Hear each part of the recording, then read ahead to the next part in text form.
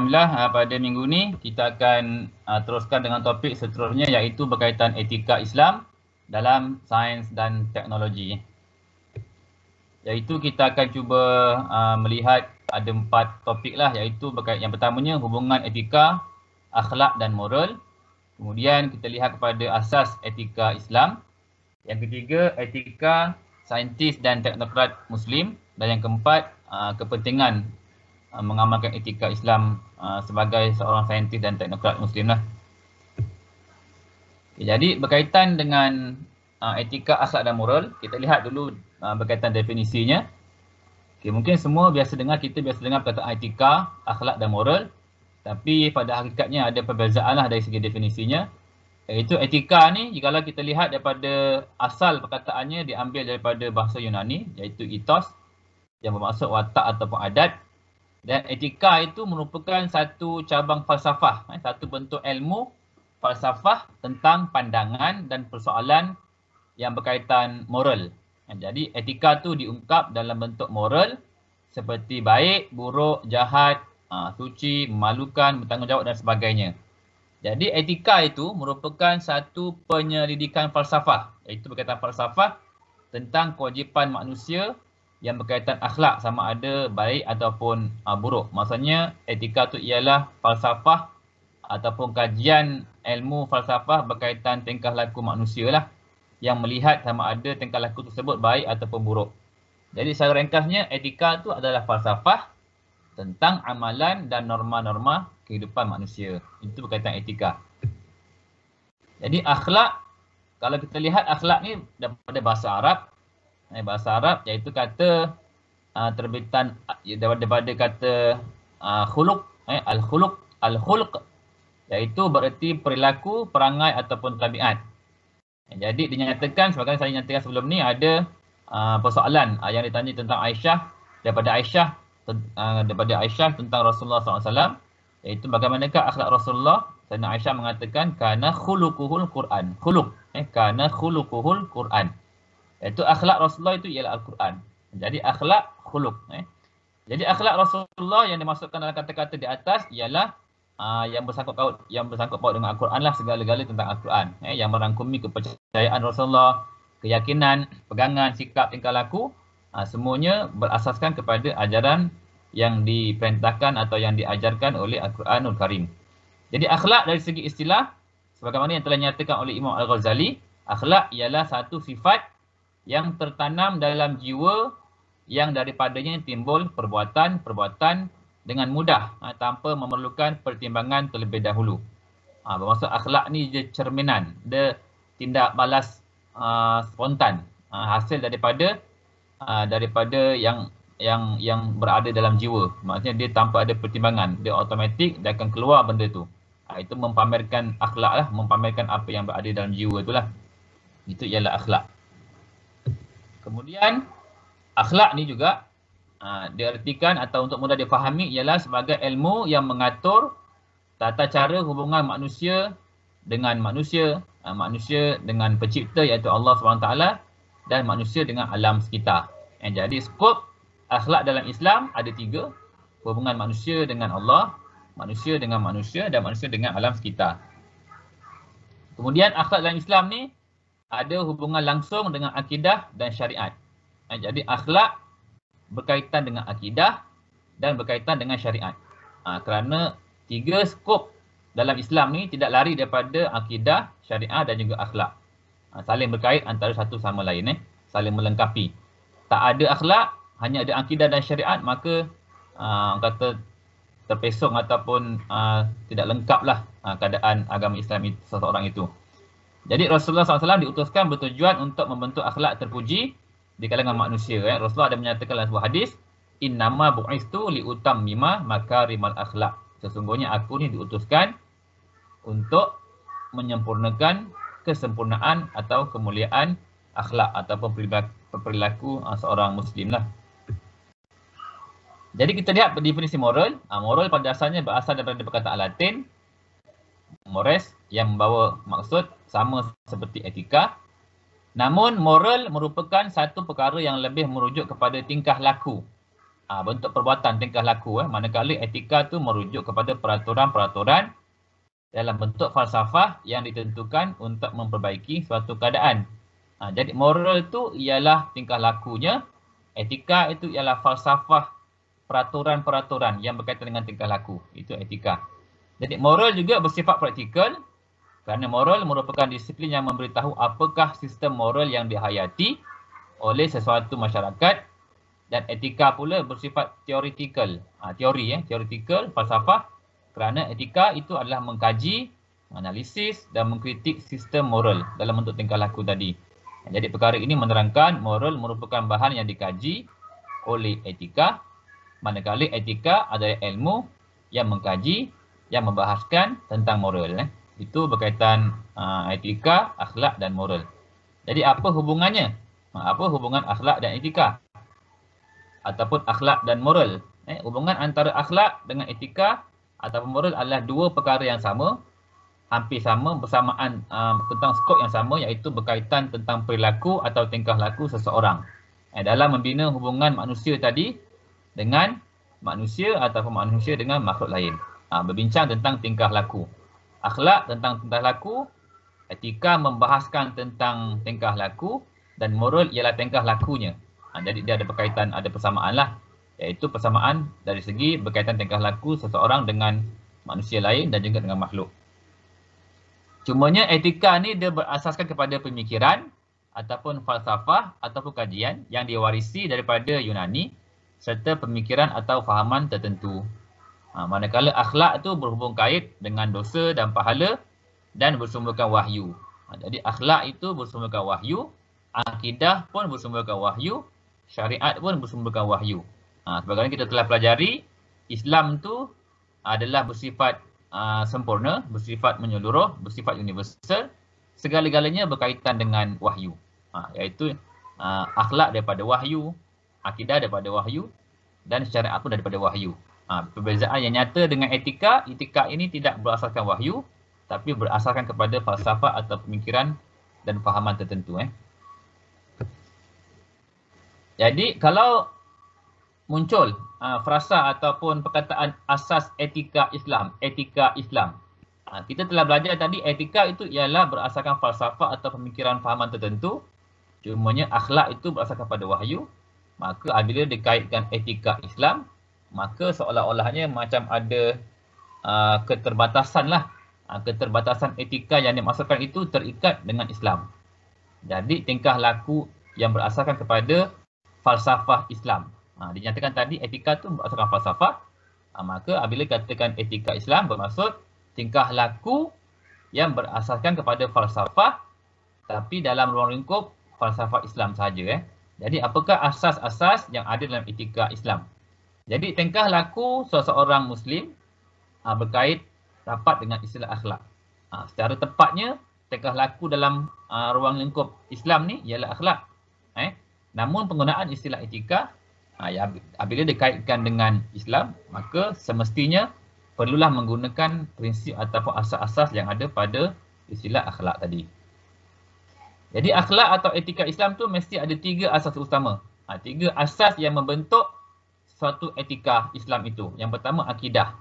Kita telah belajar pada semester 1, subjek CTU 101, iaitu akidah itu ialah kepercayaan, keimanan kepada rukun iman yang 6. Iaitu yang pertama kepada Allah, malaikat, kitab, rasul, hari kiamat dan qada qadar. Itu akidah. Jadi akidah ni asas pertama yang membentuk etika atau yang membentuk tingkah laku. Betulnya akidah, maka betullah tingkah laku ataupun tindak respon dalam bentuk pelakuan yang muncul daripada seseorang individu Muslim lah. Yang kedua, asas yang kedua syariat. Syariah kita belajar sebelum ni. Syariah itu kalau dari segi bahasanya ialah jalan lurus. Jadi di sini syariah diartikan peraturan, ketetapan hukum berdasarkan kepada Al-Quran dan As-Sunnah. Jadi tingkah laku dalam etika Islam ni atau akhlak mesti tidak lari daripada peraturan atau ketetapan hukum yang telah ditentukan oleh Al-Quran dan juga As-Sunnah. Tidak semua tindakan, tidak semua tingkah laku individu itu dibenarkan tanpa ada ketetapan-ketetapan tertentu yang menghadkan pergerakan atau melakukan suatu perkara. Jikalau ada unsur kebebasan, maka akan bercampurlah di antara tingkah laku yang menjurus kepada kebaikan dan tingkah laku yang menjurus kepada kebinasaan. Jadi asas kedua ialah syariah lah. Kemudian yang ketiga, akhlak. Asas akhlak dalam Islam. Etika Islam mesti tidak lari daripada akhlak yang ada dalam skop ajaran Islam. Iaitu akhlak dalam Islam ialah panduan tingkah laku yang mulia, melibatkan manusia, hubungan manusia dengan Allah, hablum minallah, manusia sama manusia, hablum minan nas, dan manusia dengan alam. Alam dan alam sekitar lah. Ada 3 skop hubungan dalam akhlak Islam. Jadi etika Islam tak lari daripada 3 ni. Kalau ditanya apakah asas utama dalam etika Islam, ialah akidah, syariat dan akhlak.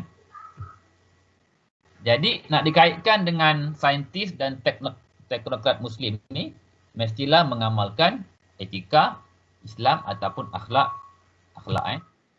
Jadi pertama, apakah etika yang perlu ada, etika Islam yang perlu ada pada saintis ataupun individu Muslim yang terlibat dengan bidang sains dan juga teknokrat? Iaitu pertama, mestilah ada keimanan kepada Allah Subhanahu Wa Taala dan rukun-rukun iman tadi. Dinyatakan inilah berkaitan akidah, adanya iman. Jadi seseorang yang terlibat dalam bidang sains dan teknologi itu, mereka kena sedar Allah tu melihat segala-galanya. Sama ada dari segi pemikiran seorang individu saintis itu ataupun perlakuannya. Sama ada yang nyata ataupun yang tidak nyata. Allah melihat. Jadi dengan keimanan ini, dengan keimanan, kepercayaan yang sebetul-betulnya, maka akan menghadkan perlakuan yang tidak dibenarkan oleh Islam. Jadi yang pertama, etika pertama ialah sedar ataupun beriman kepada Allah Subhanahu Wa Taala. Allah merupakan pencipta dan pemilik alam yang menjadi bahan kajian dan penggunaan sains dan teknologi. Jadi penggunaan alam semesta ni, khazanah alam yang ada di bumi ini, dapat apabila dikaitkan dengan pemilik atau penciptanya yang hakiki, maka akan menghadkan atau membataskan penggunaan dalam cara-cara yang tidak dibenarkan. Kemudian, sesungguhnya keimanan kepada Allah akan menyediakan asas yang kukuh kepada kelahiran generasi Muslim yang berakhlak mulia, bermoral dan beretika Islam. Berakhlak mulia ni dalam skop Islam, bermoral kalau kita ambil kepada moral yang baik saja, tingkah laku yang baik, dan beretika Islam. Jadi etika pertama yang perlu ada kepada saintis ialah iman ataupun akidah, asas tadi, asas akidah, iaitu iman kepada Allah SWT. Kemudian yang kedua, kepatuhan kepada syariat atau syariah dan etika kerja Islam. Seorang saintis atau teknokrat Muslim mestilah ada mengamalkan yang kedua ni, kepatuhan kepada syariah. Syariah tadi ialah peraturan atau ketetapan dalam Islam, ketetapan yang dibenarkan ataupun yang tidak dibenarkan. Jadi kepatuhan kepada peraturan Allah dijadikan asas penting kepada etika kerja sekalipun berlawanan dengan tuntutan keinginan manusia. Kerana sains tidak boleh bersifat neutral dan bebas. Sains, kalau kita mengikut kepada sains moden, sains yang kebaratan itu, yang tidak ada hubungan dengan ketuhanan atau dengan Tuhan, dalam Islam dengan Allah SWT, maka dia bebas. Bebas melakukan apa sahaja, tidak terikat dengan kepatuhan syariat. Dalam Islam ni, kalau kita lihat, terikat seorang individu itu, sama ada individu itu terlibat dalam bidang sains ataupun tidak, terikat dengan 5 perkara, 5 hukum tanggungjawab yang ada, iaitu yang pertama, hukum wajib, hukum haram, sunat, makruh dan harus. Jadi seseorang saintis dan teknokrat itu mesti berkira-kira atau mengambil kira 5 hukum ni. Sama ada tindakan berkaitan sains itu wajib, contohnya yang kita dapat pelajari sebelum ini berkaitan maqasid syariah, sekiranya ia memelihara agama, maka wajib kita buat, tidak ada pilihan, ataupun berkaitan nyawa, akal, keturunan atau maruah dan juga harta, maka itu hukum-hukum yang wajib. Haram sekiranya bercanggah dengan ketetapan agama Islam, maka saintis tidak boleh buat yang ada unsur-unsur haram. Kita pun dah belajar sebelum ini, contohnya penghasilan vaksin ataupun apa-apa juga perubatan moden ni yang menggunakan sumber-sumber yang haram, maka hendaklah dielakkan. Jadi saintis Muslim tidak boleh terikut dengan pengamalan sumber-sumber yang haram. Ataupun sunat. ataupun makruh ataupun harus. Jadi kena kepatuhan kepada 5 hukum taklifi ini. Kemudian yang ketiga, mementingkan aspek kemanusiaan dan ihsan, etika Islam ataupun akhlak yang perlu ada pada seseorang saintis. Mementingkan kemanusiaan dan ihsan. Ihsan ni kalau kita pernah belajar dalam prinsip-prinsip asas Islam, ihsan ni sebagaimana yang pernah dinyatakan dalam sebuah hadis, iaitu hadis berkaitan datangnya malaikat Jibril dalam bentuk seorang lelaki berbaju putih, serba putih, bersih, yang bertanya kepada Rasulullah SAW tentang apa itu iman, apa itu Islam, apa itu iman, apa itu ihsan. Lalu Rasulullah mengatakan ihsan tu ialah anta'budullah ka'annaka tarahu fa illam takun tarahu fa innahu yaraka. Iaitulah kamu semua ni menyembah Allah seseolah melihat menyembah Allah seseolah melihat Allah. Kalaulah kita tidak melihat Allah, maka percaya yakinlah bahawa Allah itu melihat kita. Jadi itulah yang dikatakan sebagai ihsan. Jadi aspek kemanusiaan dan ihsan merupakan sesuatu yang tidak boleh diabaikan. Seorang saintis mesti menekankan aspek kemanusiaan. Mesti memikirkan tentang kemanusiaan. Bila disebut kemanusiaan tu, manusia tu ada sifat belas ihsan dan sebagainya. Jadi para saintis perlu menghindari diri dari mengeksploitasi segala khazanah alam semata-mata untuk kepentingan bidang sainsnya ataupun material dan kekayaan. Jadi mestilah diikat sikap dan juga sifat seorang saintis tu dengan aspek syariat supaya tidak ada wujud sikap untuk mendominasi atau mengeksploitasi khazanah alam semata-mata untuk kepentingan diri sendiri atau kepentingan sains yang dikaji ataupun demi kekayaan diri sendiri. Jadi mereka perlu melindungi alam sekitar, bersifat ihsan, menghormati hak-hak manusia yang ada dan lain-lain kehidupan untuk kehidupan yang selesa. Maksudnya memastikan perjalanan kehidupan alam ni berjalan dengan sebagaimana aturan yang selayaknya dan tidak mencemarkan atau mengganggu kitaran kehidupan yang sebenar. Okay. Apa contoh amalan etika Islam dalam sains dan teknologi? Amalan. Apa contoh amalan? Amalannya yang pertama, seorang saintis ataupun teknokrat tu mestilah mempercayai dan yakin bahawa semuanya berlaku dengan izin Allah. Semua dengan izin Allah. Semua perlakuan tingkah laku yang terlibat dalam sains dan teknologi mesti dikaitkan dengan Allah, kerana dengan keterikatan ini akan menghadkan pergerakan-pergerakan tingkah laku yang tidak dibenarkan ataupun dibenarkan. Menjadi ukuran. Kemudian yang kedua, ikhlas. Niatnya ikhlas dan bersifat ihsan tadi. Melakukan satu perkara seolah-olahnya Allah melihat apa yang kita lakukan. Kemudian yang ketiga, bersikap iskon. Tekun. Iskon tu tekunlah dalam bahasa Melayu. Dalam melakukan satu perkara. Sebagaimana sebuah hadis Nabi menyatakan, innallaha yuhibbu idza amila ahadukum amalan an yusqinahu. Tu iskon lah.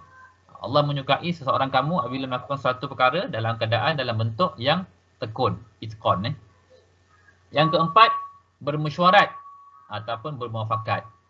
Maksudnya konsep musyawarah dan muafakat, perundingan dan bekerja secara berpasukan, mesyuarat.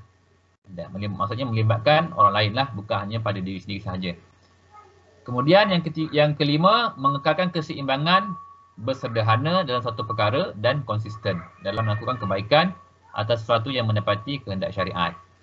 Kemudian membangunkan teknologi yang memberi manfaat kepada alam dan manusia, iaitu ada unsur maslahah. Antara tujuan syariat itu ialah menjaga kemaslahatan manusia dan alam sekitar. Caranya ialah mengelakkan daripada kerosakan lah.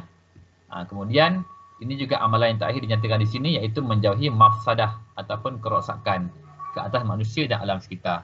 Ini contoh amalan-amalan seseorang saintis ataupun teknokrat yang menepati etika Islam ataupun akhlak dalam Islam. Jadi apa pentingnya etika Islam ni? Sama ada pada diri individu itu yang terlibat dengan bidang sains ataupun tidak.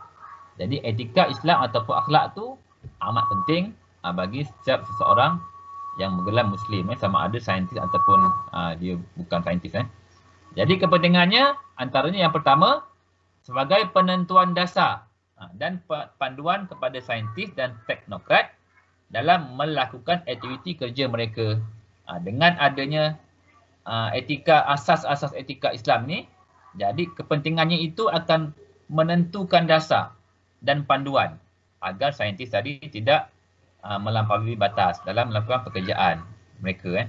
Yang kedua, membataskan perkara-perkara yang boleh dilakukan. Membataskan. Dengan adanya etika Islam ni, maka seorang saintis muslim akan berkira-kira, akan menghadkan perbuatan yang boleh ataupun perbuatan yang tidak boleh. Yang ketiga, menjaga kepentingan manusia dari kerakusan sains yang mengancam keselamatan manusia. Macam tadi, adanya menjaga kemanusiaan tadi. Jadi menjaga kepentingan manusia dan dari kerakusan sains. Kemudian yang keempat, melahirkan saintis dan teknokrat yang berdisiplin tinggi. Iaitu saintis dan teknokrat hanya yang melakukan kajian ataupun pembangunan sains dan teknologi dalam ruang lingkup yang dibenarkan oleh Islam. Jadi berdisiplinlah. Tidak sewenang-wenangnya mengikut kehendak diri sendiri ataupun semata-mata berfikirkan demi kepentingan diri sendiri, kekayaan dan bidang sains semata-mata. Kemudian yang kelima, memastikan penggunaan teknologi secara berhemah. Jadi dengan adanya etika Islam, etika akhlak Islam ni dalam bidang sains dan teknologi, maka penggunaan teknologi itu digunakan secara yang betul, secara yang berhemah, secara yang menepati kehendak dan ajaran dalam agama Islam. Itulah dia kepentingan etika Islam dalam sains dan teknologi. Jadi kemudian yang terakhirnya, dibawakan satu ayat daripada Al-Quran, firman Allah SWT, iaitu berkaitan pembangunan dan penggunaan yang tidak selari dengan kehendak Islam akan membawa kerosakan kepada manusia dan alam. Allah menyatakan dalam surah Ar-Rum ayat 41, A'udzubillahi minasyaitonirrajim, Zaharal fasadu fil barri wal bahri bima kasabat aydin nas liyuziqahum ba'dalladzi amilu la'allahum yarji'un. Yang mana artinya telah timbul pelbagai kerosakan dan bala bencana di darat dan di laut dengan sebab apa yang telah dilakukan oleh tangan manusia. Timbulnya yang demikian kerana Allah hendak merasakan mereka sebahagian dari balasan perbuatan-perbuatan yang buruk yang mereka telah lakukan supaya mereka kembali insaf dan bertaubat. Jadi ayat ini menyatakan bahawa semua kerosakan yang berlaku di muka bumi ini, di darat ke ataupun di laut, hasil usaha ataupun hasil tindakan manusia. Tanpa ada keterbatasan, maka berlakulah kerosakan kerana tidak mengikut batas-batas yang telah ditetapkan oleh syariat. Jadi supaya hasil kerosakan tadi jadi dapat dirasai oleh mereka, hasil-hasil daripada perbuatan mereka yang buruk tadi. Jadi ini sebagai kesimpulan kita pada minggu ni lah. Jadi itulah saja yang kita sentuh pada minggu ni, iaitu berkaitan etika Islam ataupun akhlak sains dan teknologi. Okey. Jelas tak apa yang saya kongsikan?